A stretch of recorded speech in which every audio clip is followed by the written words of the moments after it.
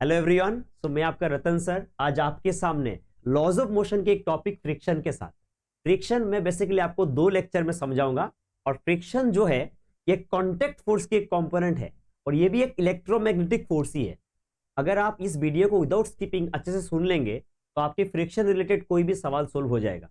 आज की लेक्चर में मैं एंगल ऑफ रिपोज तक कवर करूंगा और नेक्स्ट लेक्चर में मैं आपको टू ब्लॉक सिस्टम का पीएचडी करवा दूंगा। तो आप अच्छे से इसको विदाउट स्किपिंग ध्यान से सुनिएगा और नोट्स बनाना स्टार्ट कीजिए। सबसे पहले अगर मैं फ्रिक्शन फोर्स की आपके साथ बात करना स्टार्ट करूं तो हमें यह समझ में आता है कि फ्रिक्शन इधर वो रिलेटिव मोशन को अपोज करता है, नहीं तो टेंडेंसी ऑफ रिलेटिव मोशन को अपोज करता है। मैं आपको पॉइंट वाइज समझाऊंगा। तो पहला पॉइंट बोला इट अपोजेस रिलेटिव मोशन, या क्या बोलता है वो रिलेटिव मोशन की टेंडेंसी को अपोज करता है। तो फर्स्ट मैं फ्रिक्शन का डायरेक्शन कैसे देते हैं उसको समझाता हूं, धीरे धीरे आपके साथ मैं आगे बात करूंगा। ठीक है, fine. Now the point comes, यहां पे देखिए जैसे ये एक ब्लॉक है, मान लेते इस ब्लॉक का मास m है और ये इधर मोशन कर रहा है, इधर मोशन कर रहा है। तो जैसे इस साइड में मोशन कर रहा है दैट मींस अगर यहां मुझे फ्रिक्शन का डायरेक्शन देना है तो यहां आपका फ्रिक्शन का डायरेक्शन हो जाएगा। और हमें पता है every action has equilibrium reaction. अगर ब्लॉक में फ्रिक्शन इधर लग रहा है तो ग्राउंड में फ्रिक्शन आगे लगेगा। इतना हमें समझ में आया। नेक्स्ट देखिए अब टू ब्लॉक सिस्टम में ऐसे पहले डायरेक्शन समझा रहा हूं आपको। जैसे फ्रिक्शन का डायरेक्शन आपको समझ में आ गया, हम आगे बात कर लेंगे। अगर यहां एफबीडी की बात करें तो आप ऊपर में आप नॉर्मल ड्रॉ कर सकते हैं, नीचे आप एमजी ड्रॉ कर सकते हैं और फ्रिक्शन का वैल्यू होता है म्यू एन, वो मैं आगे बात करूंगा। फिलहाल आपको डायरेक्शन समझा रहा हूं। अब देखिए अगर मैं यहां ब्लॉक ए और बी देख रहा हूं, सारे कॉन्टेक्ट राफ है, यानी ए और ग्राउंड के बीच में भी राफ कॉन्टेक्ट है और ए और बी के बीच में भी राफ कॉन्टेक्ट है। अब जैसे ए और बी के बीच में राफ है और ए और ग्राउंड के बीच में राफ है, तो ग्राउंड और ए के बीच में किधर, ए इधर जा रहा है तो यहां पे फ्रिक्शन आपका इधर ही लगेगा। इसका नाम दे दिया F1। तो ग्राउंड में फ्रिक्शन किधर लगेगा, आगे लगेगा। अब जैसे बी और ए को हम नोटिस करेंगे उसमें थोड़ा ध्यान देने की बात है। जैसे हम बी और ए को नोटिस करेंगे इसमें प्रॉब्लम क्या है, देखिए हमें पहले देखना होगा velocity of B with respect to A. जैसे velocity of B with respect to A की हम बात करेंगे तो हम लोग पहले क्या करेंगे, ए ऑब्जर्वर है और जैसे आपका ए ऑब्जर्वर हुआ मैंने ए का उल्टा में 10 मीटर पर सेकंड दे दिया, इसका मतलब ए रेस्ट हो गया। अब बी को भी यही रफ्तार देना पड़ेगा 10 मीटर पर सेकंड। यानी जैसे ही ए एक ऑब्जर्वर हुआ और अगर ए रेस्ट हो गया तो हमें लगेगा बी पीछे जा रहा है, कितने से, 5 से। इसका मतलब बी में फ्रिक्शन आगे लगेगा जिसका नाम हमने F2 दिया। और every action has equilibrium reaction, तो ए में फ्रिक्शन लगेगा इधर। आपको समझ में आया होगा। यानी जब भी ऐसे चीजें होते हैं आप रिलेटिव मोशन देखो, और रिलेटिव मोशन में अगर लग रहा है इधर इस साइड जा रहा है तो फ्रिक्शन पीछे, अगर राइट जा रहा है तो फ्रिक्शन लेफ्ट, लेफ्ट जा रहा है तो फ्रिक्शन राइट। बस इतना समझ में आना चाहिए। चलिए तो नेक्स्ट क्वेश्चन में अगर बात करें, नेक्स्ट चलिए कंटिन्यूड है। इसमें देखिए क्या है, 5 मीटर पर सेकंड, इसमें 10 मीटर पर सेकंड। ब्लॉक ए का तो आपको कोई टेंशन लेना ही नहीं है क्योंकि आपको पता है ब्लॉक ए में फ्रिक्शन आपका पीछे लगेगा और ग्राउंड में आगे लगेगा क्योंकि every action has equilibrium reaction, क्योंकि ब्लॉक ए ग्राउंड के ऊपर इधर ही तो जा रहा है। फाइन। जैसे ब्लॉक ए और बी के बीच में देखेंगे तो हम लिख रहे velocity of B with respect to A. इसका मतलब हमारे ए अभी ऑब्जर्वर है और ए में है 5 मीटर पर सेकंड, तो ए का उल्टा मैंने 5 मीटर पर सेकंड दिया, तो यहां भी मुझे 5 मीटर पर सेकंड देना पड़ेगा। ये दो को कैंसिल हो गया, यानी ए अगर एक ऑब्जर्वर है तो ए रेस्ट में आ गया, तो ए को लगेगा बी आगे जा रहा है। कितने से जा रहा है आगे, सर आगे जा रहा है बी 5 मीटर पर सेकंड से। इसका मतलब इसमें फ्रिक्शन हम इधर लगाएंगे, क्या लगाएंगे, F2। तो every action has equilibrium reaction, तो इसमें फ्रिक्शन आगे लगेगा F2। आई होप आपको फ्रिक्शन के डायरेक्शन में कोई दिक्कत नहीं है। फाइन, आगे बात करते हैं।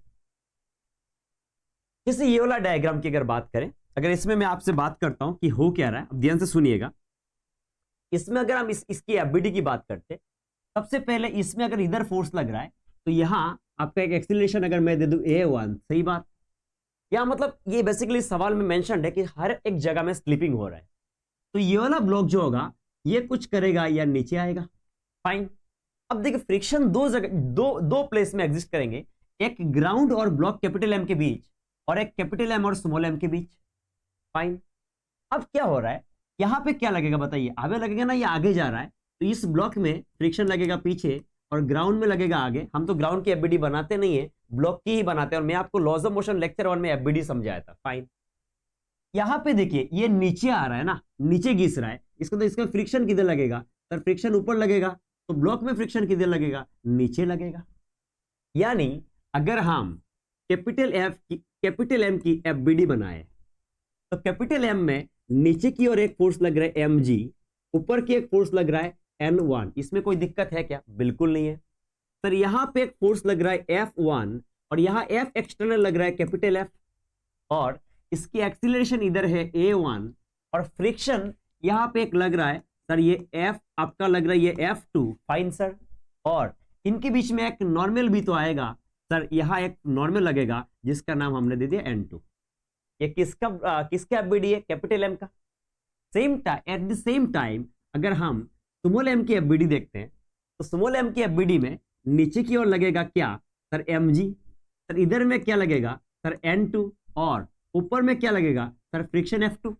और स्मॉल एम जो ब्लॉक है इसका यहां पे एक्सीलरेशन होगा A1 और नीचे की ओर यहां होगा एक्सीलरेशन A2। इसका मतलब जो दो फ्रिक्शन आया, यहां पे मैं फ्रिक्शन की डायरेक्शन समझाने गया, साथ में एफबीडी बना दिया।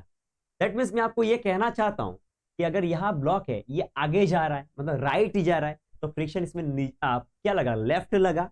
ये वाला ब्लॉक इधर स्लाइड करने की कोशिश कर रहा है नीचे, तो फ्रिक्शन किधर लगा? ऊपर। और फ्रिक्शन हमेशा फोर्स है ना, पेयर्स में एग्जिस्ट करेंगे, तो एक्शन है तो रिएक्शन भी आएगा। आप आपको इतना बात है समझा पाए? ठीक है, फाइन। तो मैं अभी तक मैं आपको फ्रिक्शन की डायरेक्शन समझा रहा हूं, क्योंकि मैं देखा हूं बहुत सारे स्टूडेंट्स की फ्रिक्शन की डायरेक्शन में मेनली इशू आता है। अगर फ्रिक्शन की डायरेक्शन में इशू आता है तो फिर आगे कोई बात ही नहीं बनेगा। फाइन। अब नेक्स्ट बात है, जब भी ऐसे कोई भी चीज मिलता है ना, आप रिलेटिव मोशन देखिए, बस फ्रिक्शन की डायरेक्शन उसी से निपट जाते हैं। जैसे यहां देखिए, आप समझिए, यहां आपने एफ एक्सटर्नल जैसे लगाया तो ये वाला ब्लॉक इधर जाना, राइट जाएगा, या थ्रेड से कनेक्टेड है तो ये वाला ब्लॉक इधर जाएगा। फाइन। जैसे ये ब्लॉक इधर गया तो इसमें फ्रिक्शन आपका इधर होगा F1, तो यहां आपके F1 होगा एक्शन रिएक्शन। और ये वाला ब्लॉक किधर आ रहा है? इधर आएगा, तो इसको तो यहां आपका फ्रिक्शन होगा F2 और एक्शन रिएक्शन, इसमें आपका फ्रिक्शन हो जाएगा F2। मैंने आपको फ्रिक्शन का डायरेक्शन समझाया और आई होप आपको समझ में आया। आप हमेशा रिलेटिव मोशन को देखिए, और जहां भी रिलेटिव मोशन है या टेंडेंसी ऑफ रिलेटिव मोशन है, उसकी अपोज करना ही फ्रिक्शन के काम है। फाइन, समझ में आ गया? कुछ बच्चों को लगता है फ्रिक्शन अपोजेस मोशन, नहीं, गलत है। Friction opposes relative motion. इतना मैं आपको समझा दिया। जब भी रिलेटिव मोशन के सवाल आएंगे, आपको डायरेक्शन ऑफ फ्रिक्शन कैसे देना है मैं आपको समझाया। तो पहला पॉइंट में डायरेक्शन कैसे देते हैं वो समझाया। फिर नेक्स्ट पॉइंट में आया, ठीक है, नेक्स्ट पॉइंट में ये आया कि sir static friction exist when there is a tendency of relative motion. यानी मोशन नहीं हो रहा, टेंडेंसी है ना। मान लो मैं किसी एक चीज को, इस ब्लॉक को मैं फोर्स दे रहा हूं 20 न्यूटन, मान लो इसके पास फ्रिक्शन है 40 न्यूटन। इसका मतलब मैं जो फोर्स अप्लाई कर रहा हूं वो फ्रिक्शनल फोर्स को मैं ओवरकम नहीं कर पाया, लेकिन मैं क्या कर रहा हूं? फोर्स अप्लाई तो कर रहा हूं। इसका मतलब इसमें जो फोर्स लगेगा, दैट फोर्स, जो फ्रिक्शन लगेगा, that friction is static friction, जो कि वेरिएबल है। मैं आपको कुछ टाइम समझाऊंगा। और अगर मोशन स्टार्ट हो गया तो उसको हम बोलेंगे काइनेटिक फ्रिक्शन। इतना समझ आना चाहिए। इसका मतलब मैंने बोला when there is a tendency of relative motion तो स्टैटिक आएगा, but when there is actual relative motion तब काइनेटिक फ्रिक्शन आ जाएंगे। यानी पहला पॉइंट में हमने फ्रिक्शन की डायरेक्शन समझा, सेकंड पॉइंट में हमने ये समझा कि फ्रिक्शन दो टाइप के हैं, एक स्टैटिक और एक काइनेटिक। अगर टेंडेंसी ऑफ रिलेटिव मोशन है पर रिलेटिव मोशन एक्चुअली में नहीं हो रहा तो स्टैटिक आएगा, अगर एक्चुअली में रिलेटिव मोशन होना स्टार्ट हो गया तो काइनेटिक फ्रिक्शन आएंगे। सर इतना समझ में आ गया। नेक्स्ट बात है, बोला static friction is self adjusting in nature, इस बात को समझना। और kinetic friction is fixed in magnitude. अच्छा, इस बात को समझते हैं। सपोज मैं बोला यहां एक मास m है, और ये जो मास m है इसका वैल्यू दे दिया 10 kg। अगर इसका एफबीडी बनाए, इसमें मैं बात कुछ आपको समझाना चाहता हूं, आप समझिए प्लीज। क्या हुआ? स्टैटिक फ्रिक्शन जो है ना वो है सेल्फ एडजस्टिंग, यानी हम स्टैटिक फ्रिक्शन की कभी भी वैल्यू को कैलकुलेट नहीं कर सकते। स्टैटिक फ्रिक्शन हमेशा सिचुएशन के हिसाब से सेल्फ एडजस्ट होगा। यस, हम स्टैटिक फ्रिक्शन की, आप ध्यान से सुनिए, काम हो जाएगा। हम स्टैटिक फ्रिक्शन की मैक्सिमम वैल्यू फाइंड आउट कर सकते हैं और उसकी नाम है लिमिटिंग फ्रिक्शन। हम स्टैटिक फ्रिक्शन की लिमिटिंग वैल्यू फाइंड आउट कर सकते हैं। मैं मेरे लैंग्वेज में उसको बोलता हूं औकात। तो स्टैटिक फ्रिक्शन की वैल्यू नहीं, वो सेल्फ एडजस्ट करता है, सिचुएशन के हिसाब से खुद को एडजस्ट करेगा। यस, हम उसकी औकात को निकाल सकते हैं, उसकी हाईएस्ट पॉसिबल वैल्यू को निकाल सकते हैं। नाउ द पॉइंट कम्स, कैसे निकालेंगे सर? इसके नीचे अगर mg हुआ, ऊपर में अगर हम नॉर्मल लगाए, समझना, तो इसका तो आपकी जो f लिमिटिंग होता है ना, वो प्रोपोर्शनल टू n होता है। तो आपकी जो f लिमिटिंग होगा दैट इज नथिंग बट, आपका जो f लिमिटिंग होगा दैट इज नथिंग बट आपका होता है fs मैक्सिमम। ध्यान से सुनिएगा, और fs मैक्सिमम का वैल्यू होता है आपका म्यू s इंटू एन। और म्यू s जो है ना, इसको बोलते हैं कोफिशिएंट। ध्यान से सुनिएगा, coefficient of static friction. I repeat, coefficient of static friction. देखिए आप ऐसे फील कीजिए ना, मैं आपके साथ हूं, आपके सामने हूं, मेरे साथ आप याद करने की कोशिश कीजिए। सर अच्छा याद ऐसे हो रहा है। पहले बात तो सर वो इधर वो टेंडेंसी ऑफ रिलेटिव मोशन को अपोज करता है, नहीं तो रिलेटिव मोशन को अपोज करता है। अगर एक्चुअली में रिलेटिव मोशन हो रहा है तो काइनेटिक फ्रिक्शन आएगा सर, अगर टेंडेंसी हो रहा है तो स्टैटिक फ्रिक्शन आएगा। नेक्स्ट बात sir, static friction is self adjusting. मेरे साथ याद कीजिए सर, स्टैटिक फ्रिक्शन जो है ना वो सेल्फ एडजस्टिंग है, उसकी वैल्यू निकलना पॉसिबल नहीं है। यस, उसकी लिमिटिंग वैल्यू, उसकी मैक्सिमम वैल्यू निकल सकता है, दैट इज उसकी औकात निकल सकते हैं, पर उसकी वैल्यूज सिचुएशन के हिसाब से एडजस्ट होंगे। फाइन। और उसकी जो औकात है, लिमिटिंग वैल्यू है, उसका नाम है म्यू एस एन, उसका नाम है कोफिशिएंट ऑफ स्टैटिक फ्रिक्शन, और इसका नाम मैं अपने लैंग्वेज में इसको बोलता हूं औकात। इसकी औकात इतनी है। तो द पॉइंट कम्स, आप कहना क्या चाहते हो वो हमें समझ में नहीं आ रहा है। सेल्फ एडजस्ट कैसे हो रहा है? मान लीजिए आपने यहां एक एक्सटर्नल फोर्स लगाया, आपने एक एक्सटर्नल फोर्स लगाया 10 न्यूटन, और मान लीजिए इसकी जो कोफिशिएंट है ना, इसकी जो एफएस मैक्सिमम हो रहा है, आगे जाके हम डेराइव एकदम क्वेश्चंस भी करके देंगे। मान लीजिए इसका एफएस मैक्सिमम है 30 न्यूटन, यानी इसका मैक्सिमम फ्रिक्शन 30 है। अगर आपको इस ब्लॉक को मूव कराना है, अगर इस ब्लॉक को आपको चलाना है, तो ये 30 न्यूटन जो फ्रिक्शन है उसको ओवरकम करना होगा। अगर इस फ्रिक्शन को आप ओवरकम नहीं किए तो ये ब्लॉक चलना पॉसिबल है नहीं। और ओवरकम कितने को करना पड़ेगा? 30 उसकी औकात है, 30 उसकी हाईएस्ट वैल्यू है। आपने कितना दिया? 10 दिया। इसका मतलब ये मूवमेंट होगा क्या? बिल्कुल नहीं होगा। अगर ये मूवमेंट नहीं होगा तो इसका मतलब आपने जो एफ अप्लाइड दिया, आपने जो एफ अप्लाइड दिया वो क्या हुआ? लेस देन एफएस मैक्सिमम, यानी उसकी औकात से कम हुई। जैसी औकात से कम हुई, इसका मतलब यहां मूवमेंट पॉसिबल नहीं है। मूवमेंट पॉसिबल नहीं है तो in this case static friction का वैल्यू आएगा 10 न्यूटन। फाइन। अगर आप इस 10 के जगह आप ये 20 न्यूटन दिए, इसकी औकात कितना है समझिए, औकात है 30, एकदम लग जाइए। अगर इसकी औकात 30 है, आपने कितना दिया? 20, फिर से मूव नहीं होगा। अब मूव नहीं होगा तो फिर से आपकी स्टैटिक फ्रिक्शन की वैल्यू आ गया 20। फाइन। आपने फिर दिया 25, आपने जैसे 25 दिया दैट मींस उसकी औकात फिर से आपने ओवरकम नहीं किया, तो फिर स्टैटिक फ्रिक्शन का वैल्यू क्या आएगा? 25 आएगा। फिर आपने दिया 30 तो फिर 30 आया, फिर आपने 40 दिया, ओवरकम हो गया, अब उसकी औकात 30 का है, फ्रिक्शन 30 आएगा। आपने फिर मान लीजिए 50 दिया, फिर से 30 फ्रिक्शन आएगा। आपने 60 दिया, फिर से फ्रिक्शन कितना आएगा? 30 आएगा। इसके मतलब फ्रिक्शन इस 30 को ओवरकम करने से पहले कुछ कर रही है सेल्फ एडजस्ट। और सेल्फ एडजस्ट की मतलब अगर एफ अप्लाइड कभी भी औकात से छोटा होगा तो फ्रिक्शन का वैल्यू एफ अप्लाइड की इक्वल होगा। इसके एक आगे जाके हम ग्राफ भी बनाएंगे। आई होप अभी तक आपको समझा पाया। इसके मतलब सर आप मेरे साथ याद कीजिए कि जो स्टैटिक फ्रिक्शन है उसकी कोई कांस्टेंट वैल्यू है नहीं, वो सेल्फ एडजस्ट कर रहा है। व्हेयरएज जो काइनेटिक फ्रिक्शन है, थोड़ी देर बाद आगे बात कर रहा हूं मैं, वो हमेशा कांस्टेंट वैल्यू देगा। और स्टैटिक फ्रिक्शन की हम औकात कैलकुलेट कर सकते हैं, लिमिटिंग वैल्यू कैलकुलेट कर सकते हैं। उसका वैल्यू है एफएस मैक्सिमम, मैंने उसकी वैल्यू का नाम लिखा कुछ है या म्यू एस एन। फाइन, इतना समझ में आ गया, ठीक, लग जाइए। नेक्स्ट क्वेश्चन में यहां पे क्या बोला? Kinetic friction. अरे बहुत इजी है। काइनेटिक फ्रिक्शन जो है ना, यहां देखिए आपका मैं याद दे दिया एन, मास मान लीजिए एम, तो नीचे मान लीजिए एम जी, मान लीजिए यहां आपने एफ एक्सटर्नल एफ दिया, तो यहां ये चलना स्टार्ट हो गया, तो ये आ गया आपका kinetic friction. Actual relative motion यहां एग्जिस्ट कर रहा है। सर यहां अगर काइनेटिक फ्रिक्शन बोलेंगे तो इसका वैल्यू हमेशा आएगा म्यू के इंटू एन। ध्यान से सुनिएगा। और इसका जो वैल्यू है ना, ये इसकी वैल्यू कांस्टेंट, यानी जहां भी रिलेटिव मोशन हो रहा है वहां काइनेटिक फ्रिक्शन आएंगे, और काइनेटिक फ्रिक्शन का वैल्यू चेंज नहीं होते, वो कांस्टेंट है। पर स्टैटिक फ्रिक्शन की वैल्यू कांस्टेंट नहीं, उसकी औकात की वैल्यू है mu S N. Other than that वो सेल्फ एडजस्ट करेगा डिपेंडिंग ऑन दिस सिनेरियो। और मैं आपको समझाया।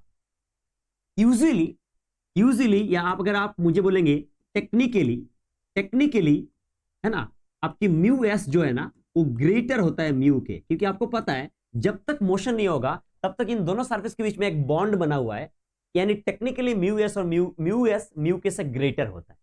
पर अगर आप देखेंगे है ना, यूजुअली आपकी जो बुक्स में है ना, तो वो क्या करते हैं, हमेशा मान लेते हैं mu S equal to mu K is equal to mu, ये लेट कर लेते हैं। इसका मतलब अगर क्वेश्चन में म्यू एस और म्यू के मेंशन नहीं है, म्यू गिवन है, तो उस समय आप ये समझ जाइए कि सर ये बात है कि म्यू के और म्यू एस का वैल्यू समान है और उसकी वैल्यू हम म्यू मान सकते हैं। इसका मतलब मैं अभी तक क्या समझाया कि फ्रिक्शन जो फोर्स है वो कांटेक्ट फोर्स की एक कंपोनेंट है, और कांटेक्ट फोर्स की दो कंपोनेंट है, एक है नॉर्मल रिएक्शन और एक है फ्रिक्शन।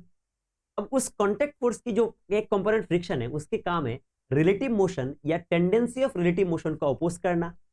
अब जैसे टेंडेंसी को उसका अपोज करने का मेन मोटो है, इसका मतलब उसके दो टाइप आ गया, एक आ गया स्टैटिक और एक आ गया काइनेटिक। आपको मैं बोल रहा हूं, आप सोचिए और इसको याद कीजिए। स्टैटिक का काम है सेल्फ एडजस्टिंग। सेल्फ एडजस्टिंग मतलब उसका औकात कैलकुलेट कर सकते हैं और बाकी उसकी सिचुएशन के हिसाब से होगा।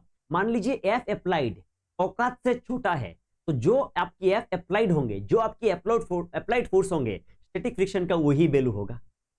और जैसे काइनेटिक फ्रिक्शन आएगा, इसके कोई सेल्फ एडजस्टिंग है नहीं, ये कांस्टेंट होता है जिसका वैल्यू है म्यू के एन।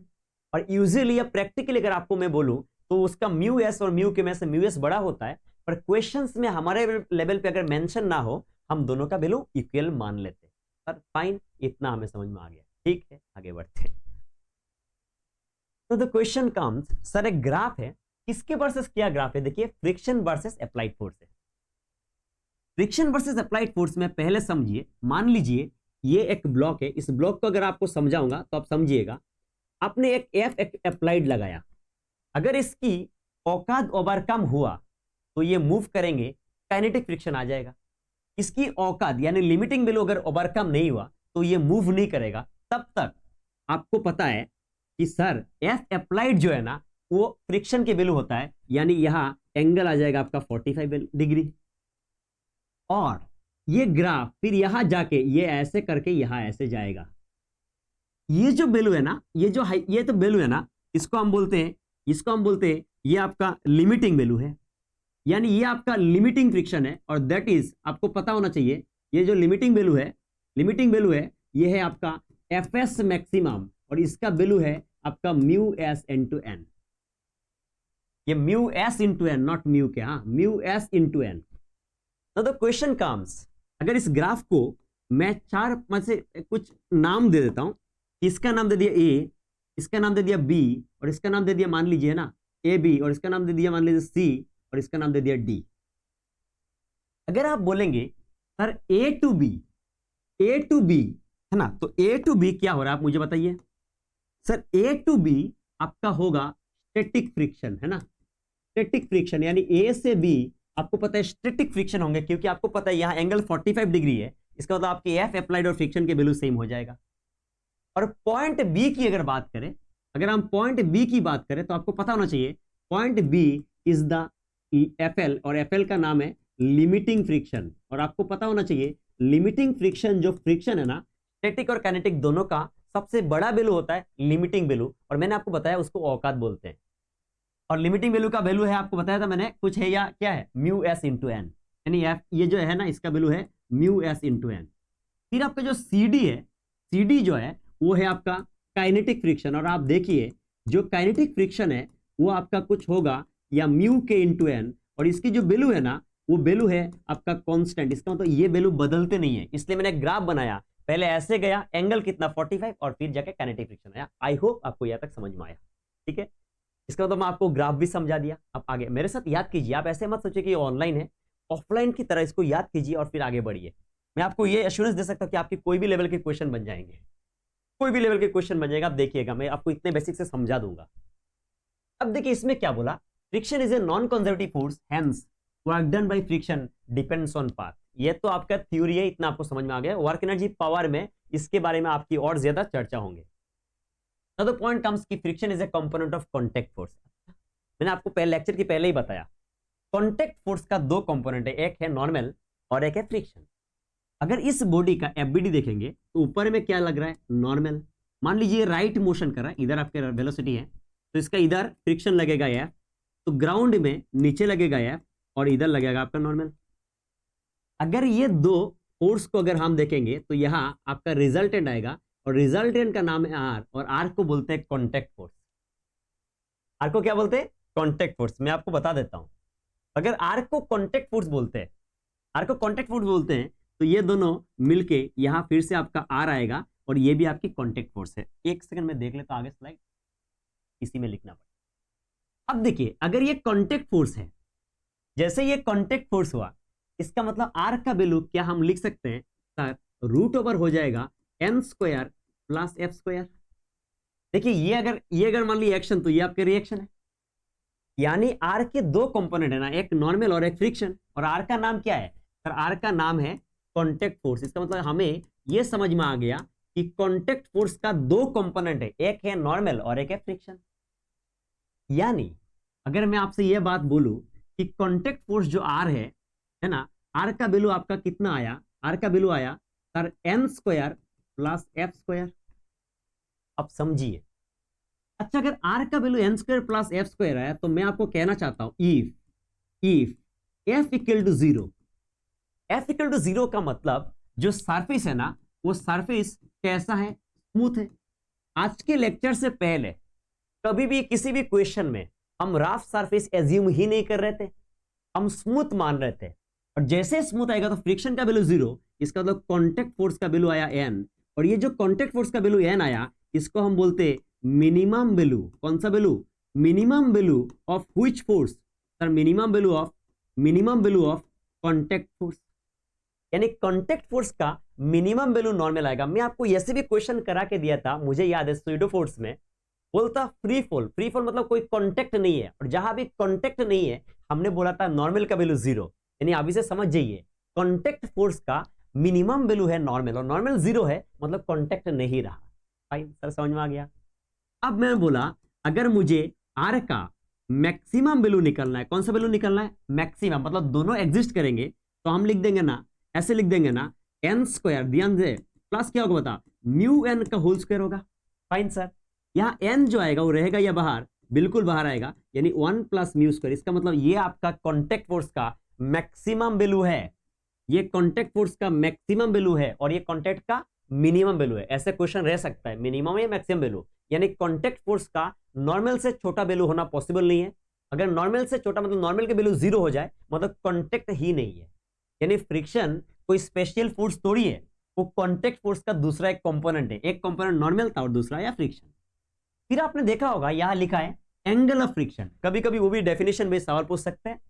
ये वाला को बोलते हैं हम एंगल ऑफ फ्रिक्शन, यानी lambda, that's the angle between contact force and normal. Now the point comes, अगर कांटेक्ट फोर्स और नॉर्मल के बीच में अगर एंगल निकाले जाएंगे, अगर मैं लिख दूं 10 लैम्डा, दैट इज आपका कुछ होगा परपेंडिकुलर बाय बेस। परपेंडिकुलर में कौन आएगा सर? परपेंडिकुलर में आएगा फ्रिक्शन और बेस में आएगा नॉर्मल, और इसका वैल्यू आपको पता है sir mu N by N, यानी अगर हम लैम्डा निकालने जाएंगे सर ये हो जाएगा 10 इनवर्स म्यू, और अगर 10 इनवर्स म्यू आया तो यही आपका एंगल ऑफ फ्रिक्शन है। ठीक है सर, यहां तक समझ में आ गया? क्या मैं सारे पॉइंट्स आपको समझा पाया? कांटेक्ट फोर्स क्या होते हैं, उसके कितने कंपोनेंट होते हैं, सारे आपको समझा पाया? डायरेक्शन कैसे देते हैं, कौन सेल्फ एडजस्टिंग होता है, क्या ग्राफ बनते हैं, ग्राफ में इनिशियल एंगल कितने बनाते हैं, 45 बनाते हैं, सारे बातें क्लियरिटी मिला। आप मेरे साथ याद कीजिए और अच्छे से नोट डाउन कीजिए, ये ऑफलाइन टाइप का फील लीजिए और इसको याद कीजिए और आगे बढ़ते हैं हम। देखिए अब सवाल ये आया कि पुशिंग वर्सेस पुलिंग। अच्छा बोला pushing is difficult and pulling is easier provided forces जो है ना वो एंगल पे है। ठीक है सर, इसमें क्या हो रहा है? मान लेता हूं मैंने इसका दे दिया मान ली थीटा, और यहां मास m दिया, इसका भी मास m दिया, और यहां एंगल दिया थीटा। मतलब कौन इजी है और कौन टफ है? प्रोवाइडेड फोर्स एंगल पे लग रहा है, मैं देख लेता हूं। अच्छा तो द पॉइंट कम्स, अगर मैं इसका देखूंगा, इसका मान लीजिए f है फोर्स, तो यहां भी मैंने फोर्स f दिया, सेम वैल्यू लेंगे तभी कंपैरिजन हो पाएगा। सर इसकी अगर एफबीडी देखेंगे तो यहां f cos थीटा लग रहा है, और यहां आपका लग रहा है f sin थीटा, और इसके सर नीचे लग रहा है mg, और सर ऊपर में लग रहा है आपका नॉर्मल। ठीक है, अब अगर इधर f cos थीटा लग रहा है सर, उल्टा में आपका लगेगा फ्रिक्शन। ठीक है, इसका फ्रिक्शन का वैल्यू अगर मैं लिख दूं F1 और यहां अगर मैं लिख दूं N1, चलेगा ना? बिल्कुल चलेगा। अब मुझे बताइए net upward equal to net downward, because ऐसे कोई मोशन तो है नहीं, तो इस मोशन में आप बताइए क्या होगा, N1 है ना इज इक्वल टू क्या लिखेंगे बताइए, mg प्लस क्या होगा f sin थीटा। अब ध्यान से सुनिए और इसको ना एकदम फील कीजिए। अगर ये N1 है, अगर मैं यहां पे लिखता हूं आपको F1 का वैल्यू कुछ होगा, या इसका मान लीजिए कोफिशिएंट म्यू गिवन है, तो म्यू इंटू N1 होगा, यानी आपका F1 का वैल्यू हो जाएगा म्यू, और N1 का वैल्यू क्या है सर mg प्लस क्या होगा f sin थीटा। ये आपका फ्रिक्शन का वैल्यू आया पहला केस में। कौन सा केस में सर, पुशिंग का केस में। पुलिंग का केस में देखिए यहां कौन आ रहा है सर f cos थीटा, और यहां कौन आ रहा है sir f sin theta, please आप फील लीजिए। और इसके नीचे क्या आ रहा है सर, नीचे आ रहा है mg और ऊपर आ जाएगा सर नॉर्मल n2, ऐसे मोशन कर रहा है, तो यह फ्रिक्शन का वैल्यू हमने f2 दिया। सर ऐसे तो कोई मोशन है नहीं, इसका मतलब net upward equal to net downward, तो ऊपर में लिख दिया सर n2 प्लस लिख दिया हमने f sin थीटा, और इजिकल टू हमने लिख दिया सर mg। अगर सर यहां से मैं n2 का वैल्यू निकलता हूं तो इसका वैल्यू हो जाएगा mg minus f sin theta, इसका मतलब हमें नॉर्मल का वैल्यू मिला सेकंड केस में, पुलिंग वाला केस में।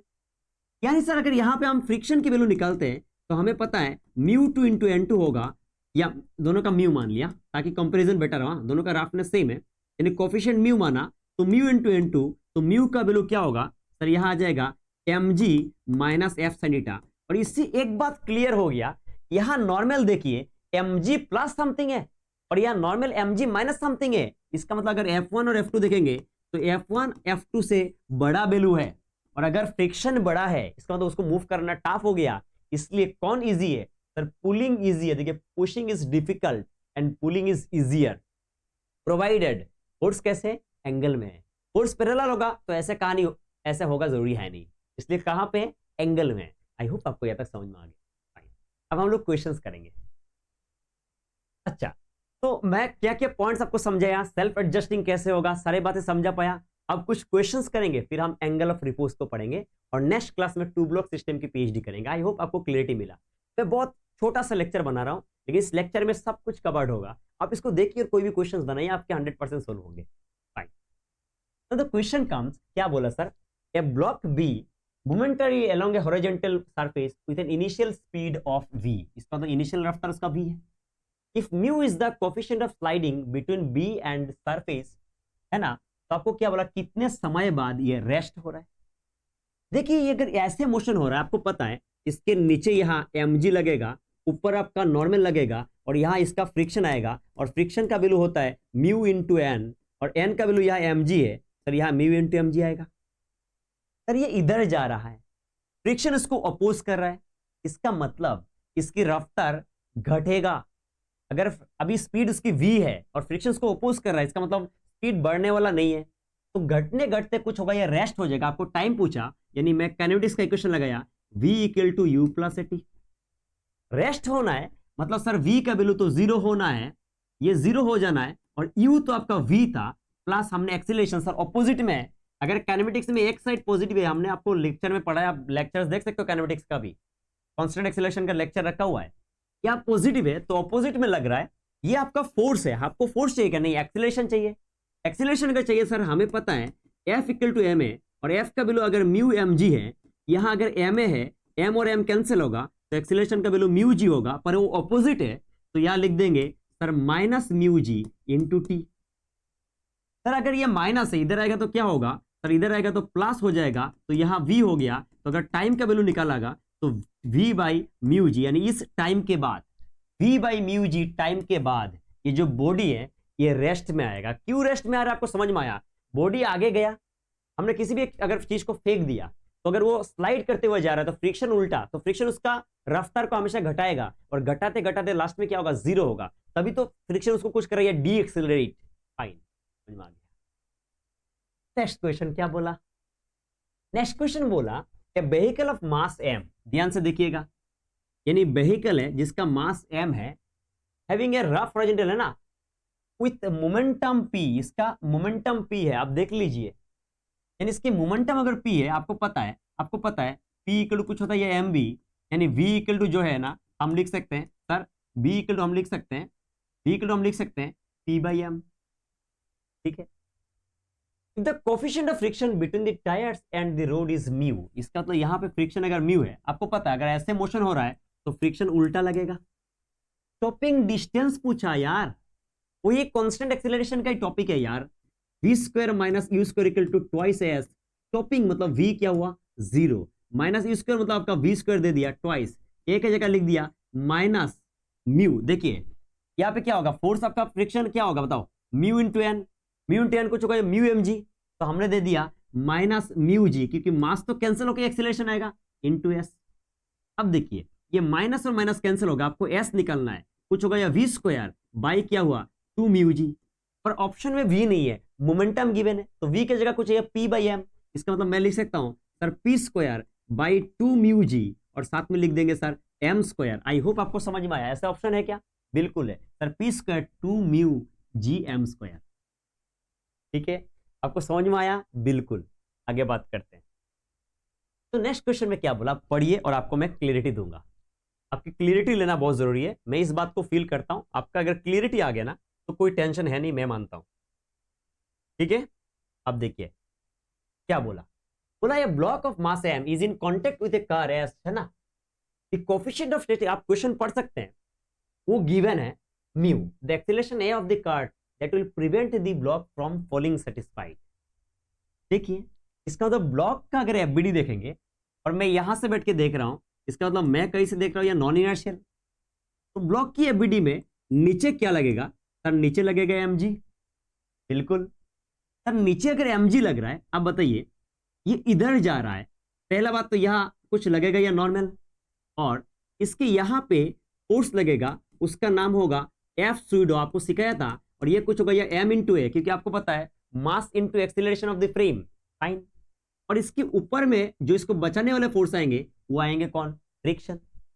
अब सबसे पहले बताइए यहां आपके नॉर्मल है और इधर आपकी कौन है, सूडो, इसका मतलब मैं लिख सकता हूं सर एन का वैल्यू जो है ना वो एम ए आ गया, और इसको गिराना नहीं है, बोला प्रिवेंट फ्रॉम स्लीपिंग, इसका मतलब उसको बचाना है, तो बचा कौन रहा है सर, बचा रहा है या फ्रिक्शन, और गिरा कौन रहा है सर एमजी, इसका मतलब अगर बचाना है तो मैं लिख सकता हूं फ्रिक्शन का वैल्यू किससे बड़ा होना है सर, एमजी से बड़ा होना है। और फ्रिक्शन का डेफिनेशन क्या था sir, mu N should be greater than MG, और म्यू एन की जगह लिख दिया M A should be greater than MG, sir M और M cancel, sir mu should be greater than g by A. अगर ये पूछा, अगर ए पूछा तो A should be greater than आपका हो जाएगा जी बाई म्यू, और आपको एक्सीलरेशन के बारे में पूछा तो A should be greater than g by mu. I hope आपको समझ में आया, बिल्कुल सर। आ गया, आगे बात करते हैं। अब इस क्वेश्चन को अच्छे से देखिए, आप ऐसे फील मत कीजिए मैं ऑफलाइन ऑनलाइन में हूं, ऑफलाइन वाला फील लीजिए और इस क्वेश्चन को बनाइए, कम टाइम में हमें सीखना है। बोला यूनिफॉर्म चेन जिसका लेंथ एल है, फाइन, कुछ टेबल के ऊपर है, आप पढ़िए मेरे साथ, और बोला the coefficient of friction between the, ये है 0.5, what is the minimum length of the chain that should lie on the table to prevent the chain from slipping. मस्त क्वेश्चन है ना, इसको चेन प्रॉब्लम बोलते हैं, बड़ा इजी क्वेश्चन है यार।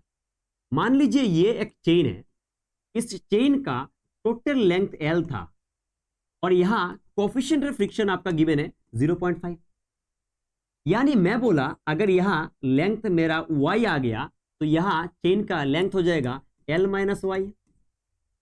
यानी अगर मैं आपसे यह बात करूं, ये वाला पार्ट में नीचे की ओर कुछ लगेगा या ग्रेविटी फोर्स, ये वाला पार्ट की मास कितना होगा, मास हो जाएगा m by L into Y, तो साथ में g, क्योंकि आपको पता है l लेंथ पे अगर m मास है तो 1 लेंथ पे होगा m बाई एल, और यहाँ लेंथ y है, तो इतने पार्ट हैंगिंग है, वो नीचे खींच रहा है, इस फोर्स से नीचे खींच रहा है।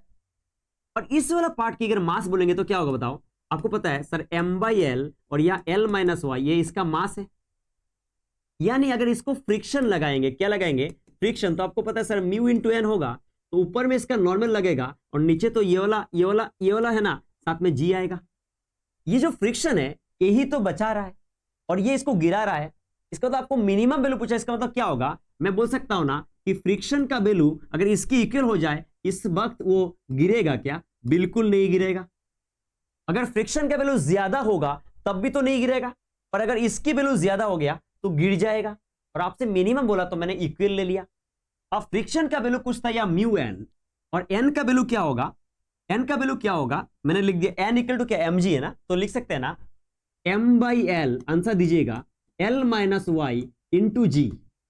और यहां पे आपकी वैल्यू क्या है, यहां पे आपका वैल्यू है सर m/l y इंटू जी। बिल्कुल आप देख लीजिए ना, यहां m/l और m/l कैंसिल है, g और g भी कैंसिल होगा, और म्यू का वैल्यू कितना है सर 0.5। 0.5 मतलब आपको समझ में आ रहा है कितना सर, हाफ।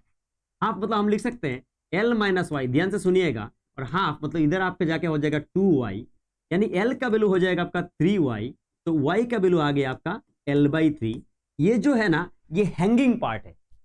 कितना हैंगिंग पार्ट है सर, l/3 हैंगिंग है। आपसे क्या पूछा, what is the minimum length of the chain that should be lie on the table, बोला ना। टोटल लेंथ कितना था, l था, l/3 हैंग कर रहा है, तो आंसर हो जाएगा 2l/3। अगर पुस्तक कितने पार्ट हैंगिंग कर रहा है तो आंसर l/3 होगा, और मिनिमम बोला तभी मैंने इक्वेट किया, समझ में आया ना। यूजुअली फ्रिक्शन का वैल्यू क्या होता है, ज्यादा होना पड़ेगा, इक्वल होने से लास्ट स्टेज है। अगर कभी भी ये वाला मास, ये वाला फोर्स ज्यादा हो गया तो ये गिरेगा नहीं, स्लिप हो जाएगा, वहां रोकने का कोई चांस है नहीं। आई होप आपको समझ में आ गया। चलिए नेक्स्ट क्वेश्चन, आप क्वेश्चन में लगे रहिए मेरे साथ, आपको मैं समझा दूंगा। इस क्वेश्चन में क्या बोला, हमारे वो पॉइंट आता है हमेशा, मेरे तो यही पॉइंट रहता है। बोला एक फोर्स है, एक का वैल्यू आई कैप प्लस 4 j कैप, यानी ये फोर्स का एक कंपोनेंट इधर है आई कैप, मतलब एक्स डायरेक्शन में मैंने दे दिया 1 न्यूटन, और यहां वाई डायरेक्शन में मैंने दे दिया 4 न्यूटन। बोला the force of the friction acting on the block of its acceleration. बिल्कुल, इसके नीचे क्या लग रहा है सर, नीचे लग रहा है 1g, और ऊपर में कुछ लग रहा है या नॉर्मल रिएक्शन। अगर इसके एबिलिटी की बात करें तो ऊपर में बताइए आप क्या लिखेंगे सर, नॉर्मल प्लस उसका वैल्यू है 4, और नीचे कितना है बताइए, नीचे है 1g। अगर g का वैल्यू हम 10 मानते हैं तो n का वैल्यू हो जाएगा 6।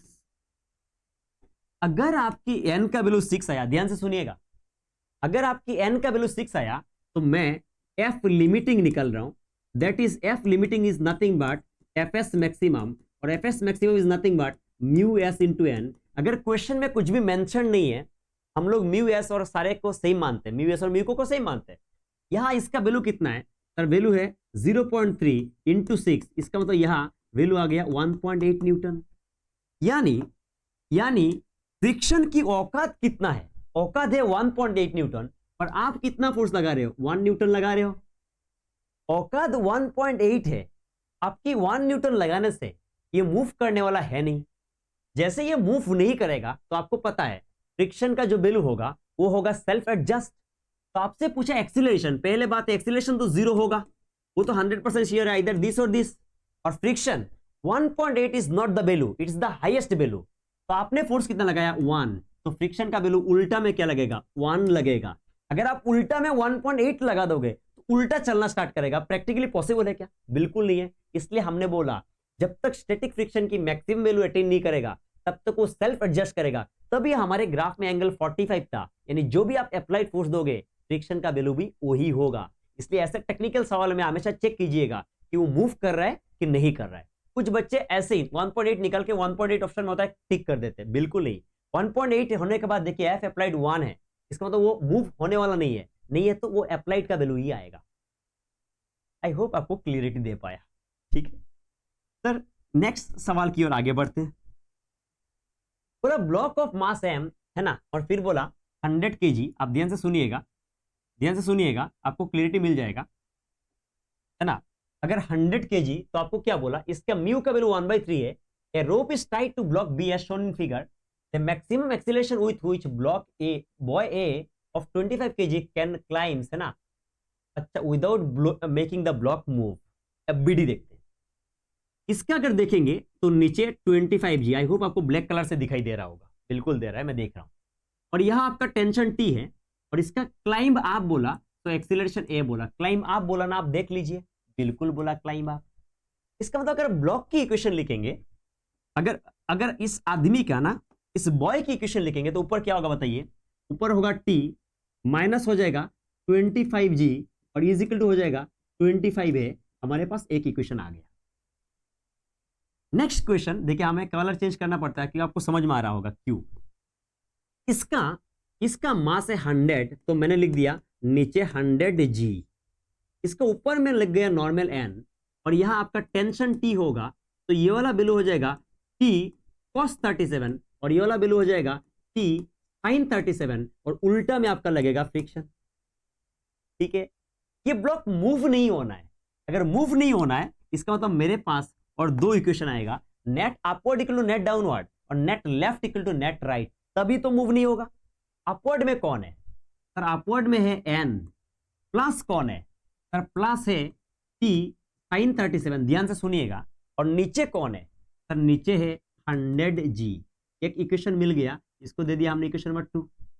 और left equal to right, sir left में कौन है सर? लेफ्ट में है फ्रिक्शन दैट इज f, और इज इक्वल टू राइट में है t cos 37। ये भी इक्वल होगा क्योंकि ब्लॉक मूव नहीं कर रहा। अब मेरे पास सर 3 इक्वेशन है और म्यू का वैल्यू गिवन है 1/3। मेरे को क्या निकलना है? मेरे को निकलना है एक्सीलरेशन a का वैल्यू। अब देखिए, सबसे पहले यहां से मैं नॉर्मल का वैल्यू निकाल सकता हूं क्योंकि फ्रिक्शन का वैल्यू कुछ है या म्यू एन, और वहां पुट कर सकता हूं। यानी अगर मैं ऐसे करने गया तो आप बताइए मेरे को क्या लिख सकता हूं? ये वाला सोल्व कर रहा हूं मैं। फ्रिक्शन का वैल्यू क्या आता? Mu N. तो म्यू एन का वैल्यू बताइए क्या होगा सर? एन का वैल्यू हो जाएगा 100g minus T sine 37 is equal to, या लिख दिया टी कॉस 37। आई होप आपको समझ में आया। कैलकुलेशन कर रहा हूं, इस कैलकुलेशन में आप हेल्प कर सकते हो मेरे को, ऐसे कोई बड़ी बात है नहीं आपके लिए। और म्यू का वैल्यू कितना है सर? म्यू का वैल्यू है 1/3। जैसे ही 1/3 दे दिया तो हमने दे दिया यहाँ 100g माइनस टी, है ना। 1/3 इसमें मतलब वहां पे आपका जगह 3 हो जाएगा मल्टीप्लाई। अगर म्यू कैंसिल हो जाए थोड़ी देर बाद करते हैं, ठीक है। आपको ये वाला कैलकुलेशन थोड़ी देर नहीं तो आपको समझ में नहीं आएगा, मुझे पता है। ये वाला ऐसे दे दिया टी। अगर मैं ट्राइंगल बनाऊंगा, या 5 है या 3 और 4 है, ये वाला आपका 37 है। अब बात को समझिए, या 100g है, टी साइन 37 का वैल्यू कितना हुआ सर? साइन 37 का वैल्यू हो गया 3/5, और यहां है टी, और सर ये वाला 1/3 जाके यहां हो गया 3 इंटू टी, और cos 37 का वैल्यू हो गया सर 4/5। जैसे ये क्वेश्चन हमने किया, यहां से हम किसका वैल्यू निकाल देंगे सर? टी का वैल्यू निकालेंगे। कैसे वैल्यू निकालेंगे सर? यहां हो गया 100g, मैं थोड़ा स्लो करता हूं, और यहां पे आप देखिए कितना है 12t/5। आप बात को समझिएगा। और माइनस क्या हुआ? ये माइनस था, उधर जाके प्लस हो जाएगा तो ये 3t/5। बात को समझिए ना, 3 और 12 है ना, मिलके कितना होगा 15t/5। 15t/5 मतलब क्या हुआ? 3t, यानी 3t हुआ। इसका मतलब आपका t का वैल्यू कितना आ गया? t का वैल्यू हो गया 100g/3। आपको t नहीं पूछा, आपको पूछा आप हमें एक्सीलरेशन बताइए, तो मैं इसका वैल्यू वहां पुट कर रहा हूं। तो आप मुझे कैलकुलेशन बताइए, है ना। मैं यहां करता हूं, नहीं तो स्पेस की प्रॉब्लम हो जाएगा। यहां करता हूं, बताइए टी का वैल्यू कितना है? आप बोलिए सर 100g/3, और माइनस हो गया 25g इज इक्वल टू हो गया 25a। अब अगर यहां से सर एलसीएम हम लोग 3 लेंगे, बात को समझिएगा, तो ये हो जाएगा 100g माइनस कितना हुआ? बात कीजिए, माइनस 75g। इसका मतलब ये हो गया 25g is equal to 25a, और ये 25 कैंसिल हो गया, तो एक्सीलरेशन का वैल्यू आ गया g/3। यानी इस एक्सीलरेशन से मूव करेगा तो ये जो ब्लॉक है ना, ये रेस्ट में रहेगा, इसकी मोशन नहीं होंगे, तो आंसर हो गया g/3। थोड़ा सा कैलकुलेटिव था, लेकिन मैं स्लोली किया ताकि आपको क्लियरिटी मिले। आई होप आपको समझ में आया सर? बिल्कुल समझ में आया। तो नेक्स्ट क्वेश्चन क्या बोला? फिर से वही बात, सवाल को पढ़िए, आपको समझ में आ जाएगा। बोला block of mass m lying on a rough horizontal plane is acted upon by a horizontal force P and another force Q inclined at an angle of theta to the vertical. The minimum value of coefficient of friction between the block and the surface block will remain in equilibrium, मतलब rest में है, ठीक है। ये वाला Q है, तो यहां आपका जो फोर्स आएगा इसको लिख सकते हैं ना Q cos थीटा, ध्यान से। और यहां जो फोर्स आएगा हम लिख सकते हैं Q sin थीटा, और उल्टा में कौन लगेगा? फ्रिक्शन, तभी तो ये बचेगा। और ऊपर में क्या लगेगा सर? नॉर्मल, और नीचे क्या लगेगा? mg। ये इक्विलिब्रियम में है। अगर ये इक्विलिब्रियम में है तो आप मुझे बताइए net upward equal to net downward. Upward में कौन सा फोर्स है सर? n, और डाउनवर्ड में कौन है सर? mg, प्लस क्या है? q cos theta. आप देख लीजिए ना यार। और राइट इक्वल टू लेफ्ट होगा सर। राइट में क्या फोर्स लग रहा है आप मुझे बताइए, आपको हेल्प कर देंगे, हम बता रहे हैं आपको। राइट में फोर्स क्या लग रहा है सर? ऑलरेडी p लग रहा है, प्लस क्या लग रहा है सर? Q sin थीटा लग रहा है, और उल्टा में फ्रिक्शन होगा सर, तभी तो बचेगा। आपको किसकी वैल्यू पूछा यार? आपको पूछा कोफिशिएंट ऑफ फ्रिक्शन के वैल्यू पूछा। कोफिशिएंट ऑफ फ्रिक्शन का वैल्यू मतलब यहां पे कुछ होगा या म्यू एन, जैसे म्यू एन होगा तो हम सोल्व कर रहे हैं, हम लिख सकते हैं क्या, पी प्लस क्यू सनीटा लिख सकते हैं क्या, म्यू इंटू एन के जगह लिख सकते हैं क्या, एन के जगह एम जी प्लस क्या लिख दिए, क्यू कोस थीटा। आप लग जाइए, डिस्कनेक्टेड फील मत कीजिए। अगर मैं यहां से म्यू का वैल्यू निकालता हूं तो मेरे आंसर आ गया ना, पी प्लस क्यू सनीटा आ गया ना, यहां पे क्या हो गया, एम जी प्लस क्या आ गया, क्यू कोस थीटा। सर हमें समझ में आ गया, और हमें म्यू का वैल्यू चाहिए था, और आपको ऑप्शंस में देखिए कहां पे आंसर है, P plus Q cos theta देखिए, और M G plus P plus Q sin theta, M G plus Q cos theta, option A होगा। क्या आपको समझ में आया? बिल्कुल। अब डिस्कनेक्टेड फील मत कीजिए, ये ऑनलाइन क्लास फील मत कीजिए, ऑफलाइन की तरह इसको कीजिए, हर एक क्वेश्चन आपके क्लियरिटी मिल जाएंगे। सर फिर से कोई सवाल, बोला कि सिस्टम कंसिस्ट ऑफ 3 मासेस, और तीनों की मास हमने m मान लिया, कोफिशिएंट बोला है ना म्यू, और बोला the downward acceleration of mass m1, यानी ये आपके m1 है, इसके नीचे फोर्स लगेगा mg, इसमें आपका लगेगा फ्रिक्शन, और इसमें भी लगेगा फ्रिक्शन, इसके नीचे लगेगा mg, और इसका लगेगा नॉर्मल, यहां नीचे लगेगा mg, और यहां लगेगा नॉर्मल। आप मुझे बताइए फ्रिक्शन का वैल्यू कुछ होगा म्यू एन। अगर मुझे एक्सीलरेशन चाहिए तो हमें पता है ना कि एक्सीलरेशन जो है वो है net pulling force by net mass. पहले ऐसे सवाल हम करते थे पर वहां स्मूथ हुआ करता था, इसका मतलब फ्रिक्शन वहां आते नहीं थे। अब नेट पुलिंग फोर्स क्या लग रहा है sir, mg minus F by thrice M, है ना, टोटल मास थ्राइस एम है।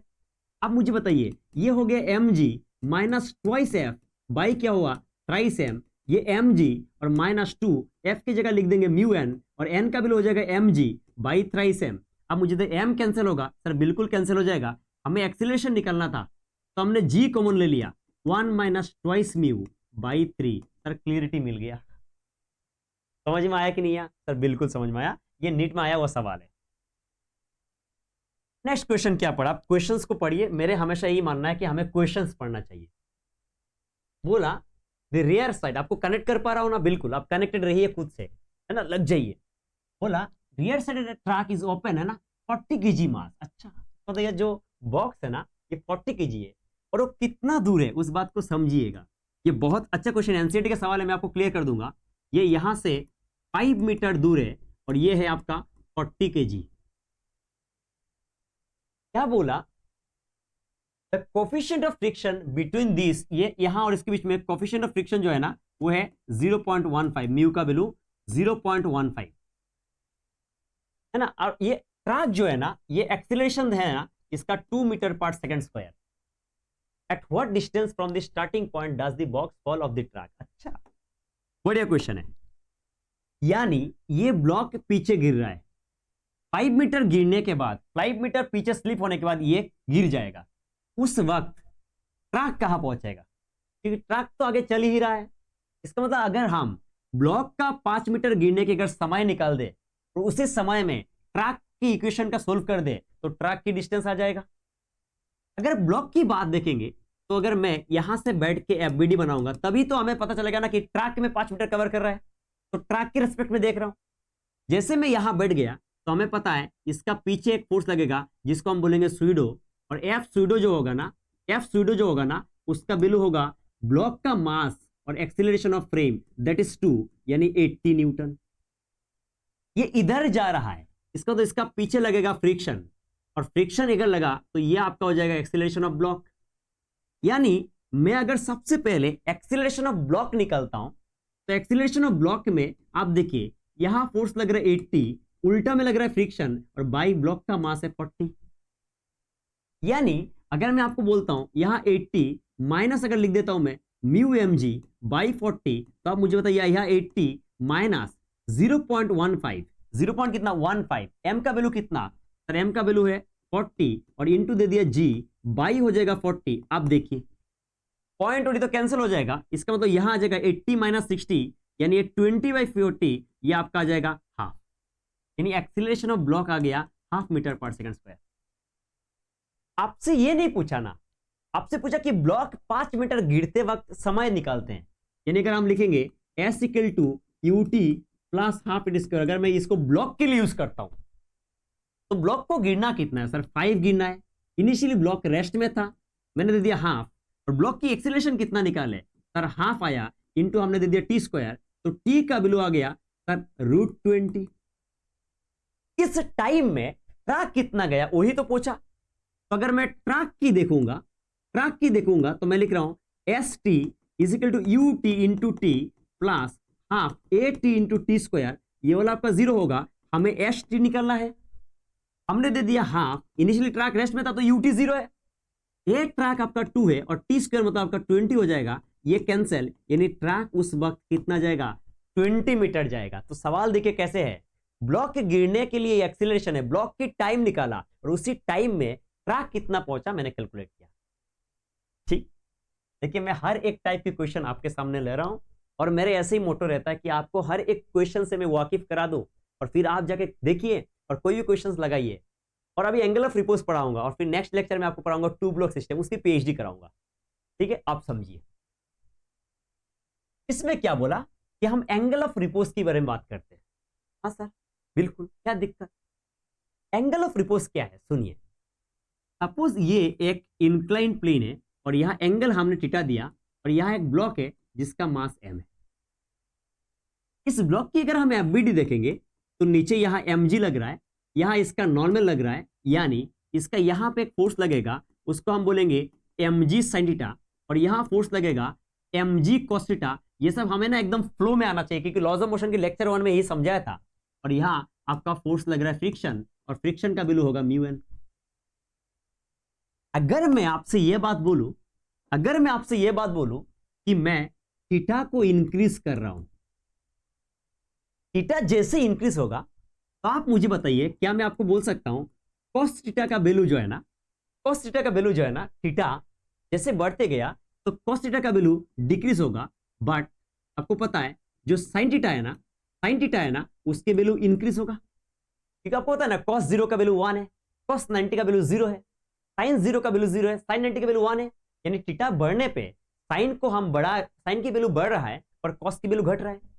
sin की वैल्यू बढ़ रहा है मतलब ये वाला टर्म बढ़ेगा और फ्रिक्शन जो μn का वैल्यू तो mg cos थीटा है, तो फ्रिक्शन का वैल्यू μn यानी mg cos थीटा यानी फ्रिक्शन का वैल्यू डिक्रीज हो रहा है।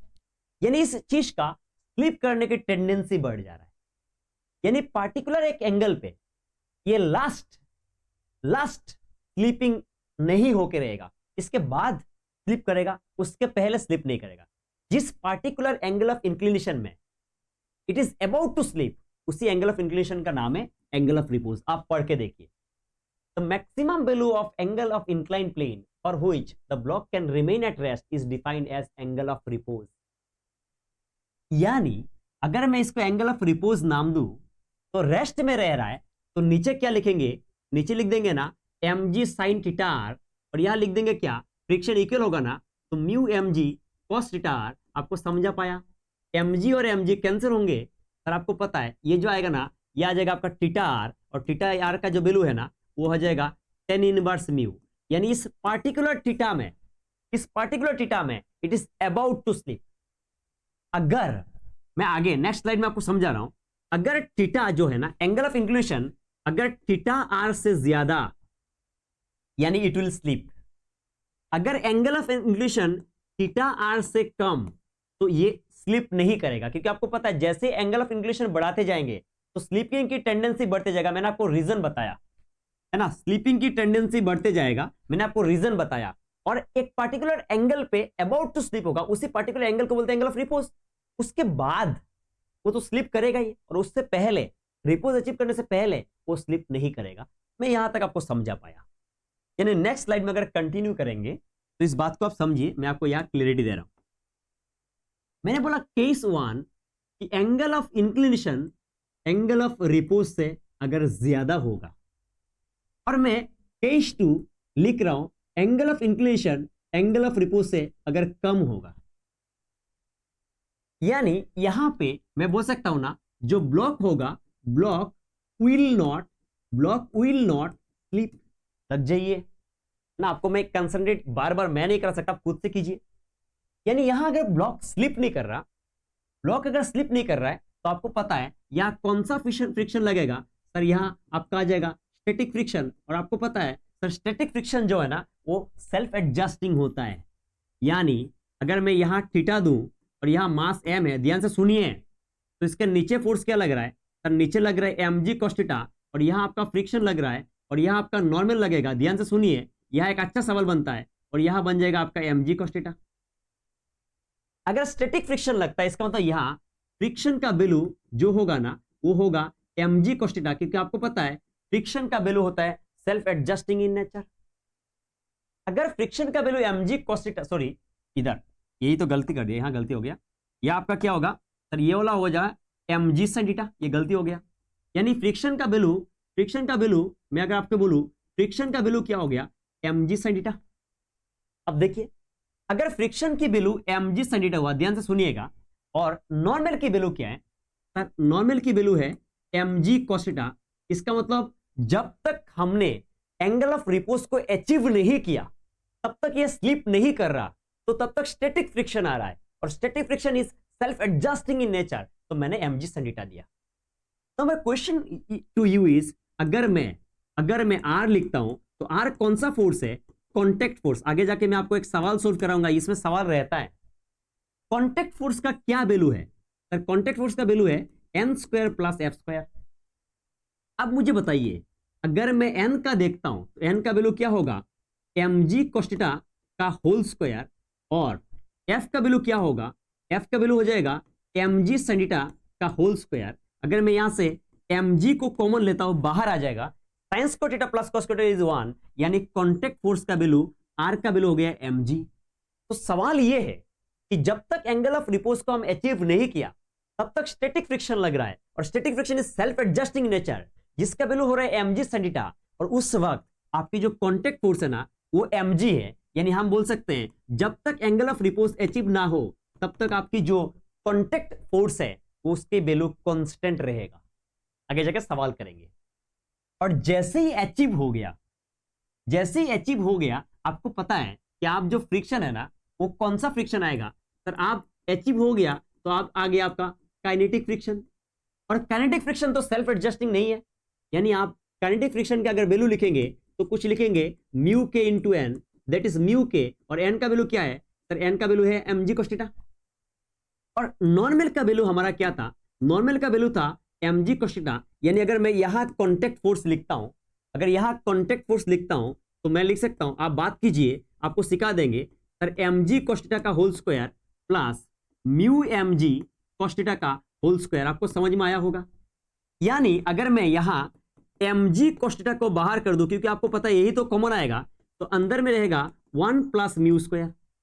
यानी जब तक रिपोज अचीव नहीं हुआ तब तक थीटा बढ़ाने पे या घटाने पे कॉन्टेक्ट फोर्स की वैल्यू बदलते नहीं है, वो mg है। लेकिन जैसे ही आपका एंगल ऑफ रिपोज से ज्यादा एंगल ऑफ इंक्लिनेशन हुआ, उस वक्त अगर हम थीटा को इंक्रीज कर रहे हैं तो हमें पता है cos थीटा डिक्रीज होगा, यानी कॉन्टेक्ट फोर्स डिक्रीज होगा। तो अगर सवाल पूछेगा कि अगर हम एंगल ऑफ इंक्लिनेशन को बढ़ाते जाए कॉन्टेक्ट फोर्स में क्या असर पड़ेगा, तो बोलना कॉन्टेक्ट फोर्स पहले कांस्टेंट रहेंगे और कुछ देर बाद वो डिक्रीज करेगा। तो कांस्टेंट कब तक रहेगा, जब तक एंगल ऑफ रिपोज अचीव नहीं होगा, और एंगल ऑफ रिपोज अचीव होने के बाद उसकी वैल्यू डिक्रीज होंगे। ठीक है सर, ये एक सवाल है, मैंने यहां कोई थ्योरी नहीं दिया। आई होप आपको समझ में आया। मैं आगे बात करता हूं। तो यह क्वेश्चन आ गया, क्या क्वेश्चन आया देखते हैं ना। अगर हम क्वेश्चंस करेंगे तब ना हमें क्लियरिटी मिलेगा। बोला sir block of mass 10 kg is moving on incline plane with constant velocity. अरे भाई कांस्टेंट वेलोसिटी जैसे ही बोल दिया हमें पता है उसकी एक्सीलरेशन 0 है। एक्सीलरेशन 0 है मतलब एफ नेट 0 है, और एफ नेट 0 है मतलब वो इक्विलिब्रियम पे है। हमने लॉज ऑफ मोशन के लेक्चर 1 में पढ़ा। The coefficient of kinetic friction between incline plane and, अच्छा अब मुझे बताइए ये गिर रहा है तो इसके नीचे बताइए ना आप क्या होगा सर, mg sin थीटा होंगे। यहाँ पे क्या होगा सर, फ्रिक्शन होगा, और फ्रिक्शन का वैल्यू हो जाएगा सर म्यू इंटू एन, तो हम लिख सकते हैं म्यू mg cos थीटा। यानी सर अगर ये कांस्टेंट वेलोसिटी से गिर रहा है, इसका मतलब सर कांस्टेंट वेलोसिटी से गिर रहा है तो इसका एक्सीलरेशन 0, और एक्सीलरेशन 0 मतलब सर उसका एफ नेट भी 0, और एफ नेट 0 मतलब सर नेट इस साइड की फोर्स है ना अपवर्ड इक्वल टू डाउनवर्ड। यानी सर नीचे लग रहा है आपका mg sin थीटा और ऊपर में लग रहा है फ्रिक्शन, तो यहां लिख रहा हूं सर mg sin थीटा। आप ध्यान से सुनिएगा, और फ्रिक्शन का वैल्यू हो जाएगा sir mu M G cos theta. इतना हमें समझ में आता है सर। अगर यहाँ mg और mg को हम कैंसिल कर ले, है ना, mg और mg को कैंसिल कर ले तो sin थीटा और म्यू है, हमें चाहिए सर म्यू का वैल्यू, तो हम लिख देंगे म्यू का वैल्यू हो जाएगा सर tan थीटा। और सर थीटा यहाँ पे कितना गिवन है सर, थीटा गिवन है 37, यानी अगर हम उसी ट्राइंगल को वापस याद करें 5, 3 और 4, तो ये वाला एंगल हमारा 37 है और tan 37 का वैल्यू हो जाएगा 3/4। 3/4 का मतलब कितना होगा आप ही बताइए, है ना, 0 पॉइंट देंगे ना तो 7, 0.75 के आसपास होगा। ऐसा ऑप्शन है क्या? बिल्कुल ऑप्शन है सर, आंसर विल बी 0.75। मैंने इक्वेट क्यों किया, मैंने फोर्स को इक्वल क्यों माना, बिकॉज कांस्टेंट वेलोसिटी बोला, और जैसे कांस्टेंट वेलोसिटी बोला हमें पता है नेट फोर्स क्या है 0, तो हमने downward force equal to upward force बोल। ठीक है, नेक्स्ट क्वेश्चन क्या आया, बोला the upper half of an inclined plane of inclination theta is perfectly smooth, अच्छा, and the lower half is rough। बढ़िया क्वेश्चन है। अब बोला a block starting from rest, अच्छा शुरू रेस्ट से हुआ और again comes to rest at the bottom, अच्छा फिर से रेस्ट में ही आया। if the coefficient of friction निकलने के लिए बोला, फाइन। चलिए हम लोग एक डायग्राम की ओर जाते हैं। हम आपको यह बात बोल सकते हैं क्या, अगर यहां थीटा है तो इनिशियली हाफ दूरी एल है और ये भी एल है और ये शुरू हुआ रेस्ट से, तो यहां आने के बाद ये स्मूथ है, इसको तो इसका कुछ रफ्तार आया और फिर एक इसका उल्टा में है तो इसका v का वैल्यू आ गया 0। ठीक सर, जब वो रेस्ट में था, आप मुझे हेल्प कीजिएगा, मैं आपको समझाऊंगा तभी जब आप मुझे हेल्प करेंगे। ये वाला स्मूथ था सर, स्मूथ जब था तो इसकी एक्सीलरेशन नीचे था g sin थीटा एक्सीलरेशन, और जब राफ होगा तो सर इसके नीचे g sin थीटा तो लग रहा है और उल्टा में लग रहा है म्यू जी cos थीटा। मैं एक्सीलरेशन की बात कर रहा हूं, मतलब ये फ्रिक्शन क्या है ना, इसका तो ये फ्रिक्शन बाय मास, एक्सीलरेशन की बात कर रहा हूं। यानी अगर मैं यहां इक्वेशन ऑफ मोशन लिखता हूं तो मैं लिख सकता हूं v square minus u square equal to twice as, और u 0 था तो v square can be written as twice, a की जगह आ जाएगा g sin थीटा और s की जगह l। ये इक्वेशन नंबर 1 सर, ये वाला जगह में यूज किया। ये वाला पार्ट में अगर हम इक्वेशन यूज करेंगे हम लिख सकते हैं v square minus u square equal to twice as। आपको पता है v यहां 0 होगा और u square is this only, जो हमें पता है माइनस 2g, और यहां आ जाएगा आपका sin थीटा इंटू एल और ट्वाइस a की जगह आप क्या आएगा सर, a की जगह नीचे जा रहा है g sin theta minus mu जी cos थीटा और यहां दूरी आपका l आएगा। आपको ये एक्सीलरेशन समझ में आया ना? बिल्कुल, क्योंकि फ्रिक्शन है तो नीचे g sin थीटा लग रहा है और उल्टा में ये आया। अब मुझे बताइए, लेकिन एक बात सुनिए, हाँ लेकिन यहाँ एक पॉइंट है, इस पॉइंट को आपको समझिए, नहीं तो आपका ये भी ना ये मिस्टेक हो जाएगा। इस पॉइंट को समझिए, क्या हो रहा है कि ये जब नीचे गिर रहा है और फाइनली के रेस्ट हो रहा है, इसका मतलब रिटार्डेशन हो रहा है।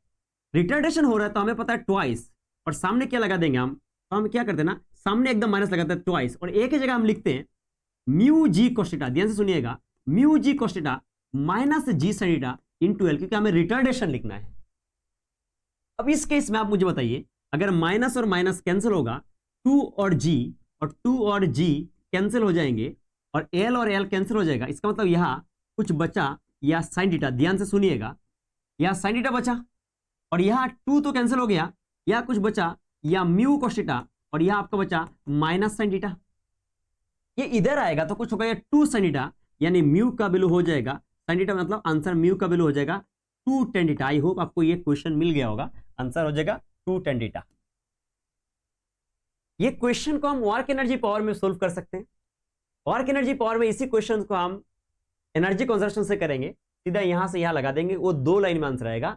अभी हमने 2 जगह का काइनेटिक्स का इक्वेशन लगाया। खाली इस बात की ख्याल रखिए, जब स्मूथ है तो उसकी एक्सीलरेशन है जी sin थीटा, और जैसे राफ होगा तो उसकी एक्सीलरेशन क्या हुआ, मतलब ऊपर में ना रिटार्डेशन ले रहे हैं, तो mu ji cos theta minus G sin theta. I hope आपको समझ में आया सर, बिल्कुल समझ में आया। ठीक है, नेक्स्ट सवाल की बात करते हैं। तो नेक्स्ट सवाल है ना, इसकी आप चलिए, आप नेक्स्ट क्वेश्चन बहुत लेंथी हो जा रहा है, मैं वो वाला क्वेश्चन नेक्स्ट क्वेश्चन स्किप मारा। इसमें क्या बोला, a body is placed on a rough incline plane of inclination theta as the angle theta is increased from 0 to 90। बढ़िया, जैसे 0 से 90 आपने एंगल को इंक्रीज किया, the contact force between block and plane, contact force के बारे में पूछा। पहले बोला रिमेन कांस्टेंट, नहीं, आपको याद कीजिए, जब तक एंगल ऑफ रिपोज अचीव नहीं होगा तब तक कॉन्टैक्ट फोर्स की वैल्यू mg होंगे, that is constant.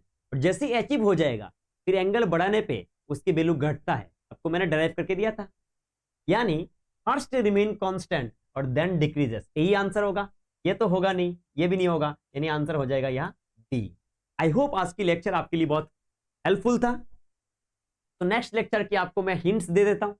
Next block is a PhD on two block system, उसकी बात हम करेंगे। आज की लेक्चर को अच्छा से देखिए और आप क्वेश्चंस बनाइए, आपकी प्रीवियस ईयर का, नीट का या जेईई मेंस का सारे क्वेश्चंस हो जाएंगे। और जेईई के टू ब्लॉक सिस्टम्स थोड़ा इंपॉर्टेंट होता है, नीट के तो इसमें ये आते हैं नहीं, है ना। स्टिल मैं ये कराऊंगा और ये नेक्स्ट लेक्चर में रहेगा। आज इसको अच्छे से करिए और हम अगले लेक्चर में मिलते हैं। अगर आपको बहुत अच्छा लगा, बुरा लगा, जो भी लगा, आप कमेंट्स में मुझे बताइएगा। आपकी कमेंट्स मेरे को और मोटिवेट करता है ताकि मैं और बेटर परफॉर्म कर रहा हूं। ठीक है, चलिए, थैंक यू।